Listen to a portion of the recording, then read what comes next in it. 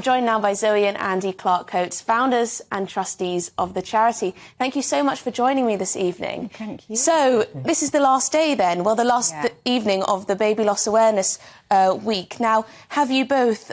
How did you come to... Did you found this charity yourselves? Yeah, we did. So we founded it after we went through loss ourselves. So going back many years, I trained as a counsellor, never intending to use it professionally. Then we'd gone into the corporate world and delayed having children a while because we just thought when we chose to have them, everything would just happen easily, and you just don't ever prepare for loss, do you, when you decide to have a child?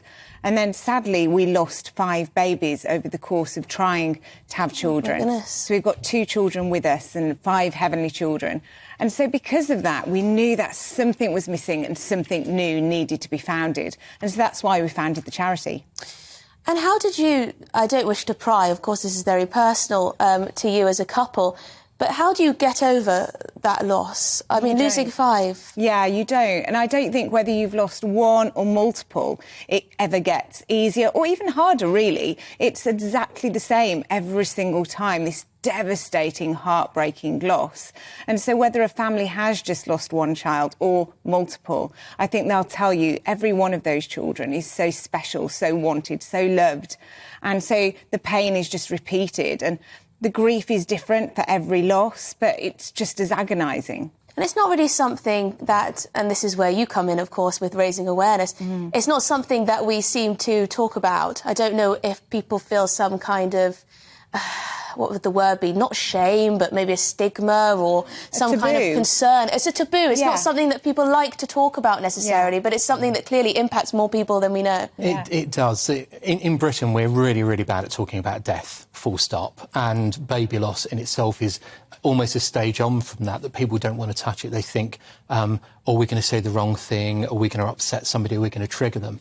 And so people avoid the subject. And so it's only by charities such as ourselves who try and raise awareness and people actually speaking up. And it's great when celebrities and people in the public eye speak up, because actually people feel suddenly they're being recognised and acknowledged. There's an acknowledgement of what they've gone through, and it allows them to feel able to speak and to actually share their story. And in terms of your activities, how do you help people who are going through this in terms of your... You raise awareness, of course. What else? Yeah, so we raise awareness all year round. So Baby Loss Awareness Week, people always say, is it for the bereaved families? But actually, they remember their loss every single day. So it's about driving awareness nationally and internationally. And so that's a big part of what we do. But then we also do befriending one-to-one for anybody who's gone through loss.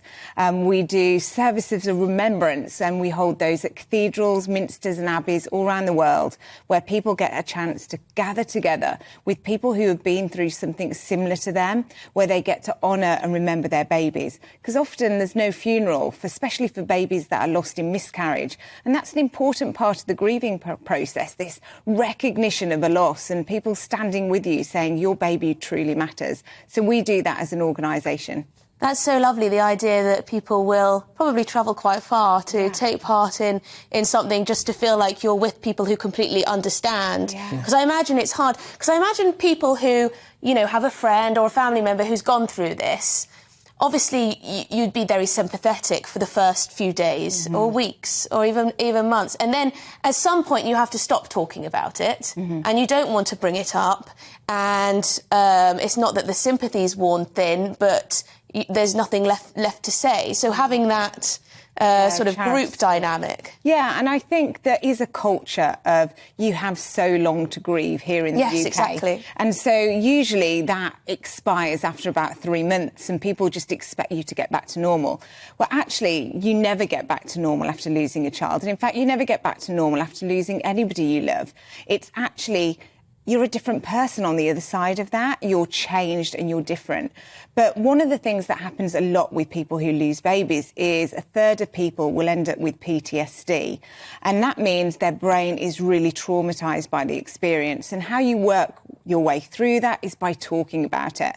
And that means you need to share your story over and over again. And as you said, it can be hard to share that story over and over again with family members.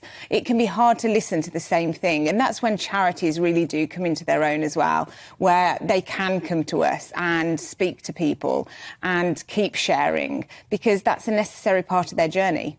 Yeah. And also people who know what it's like to go through loss, so they're not speaking to somebody who maybe has never experienced it themselves or only experienced it from a distance. They can actually speak to people who've actually gone through it, and there's a common denominator there between all parties. So that's very, very helpful for people. And as Zoe said, when they can then come along to the services and the different events that we do, it just puts them in a position of being able to be around people where no words need to almost be said. Yeah. Because everybody gets it, everybody knows, everyone's there for the same reason.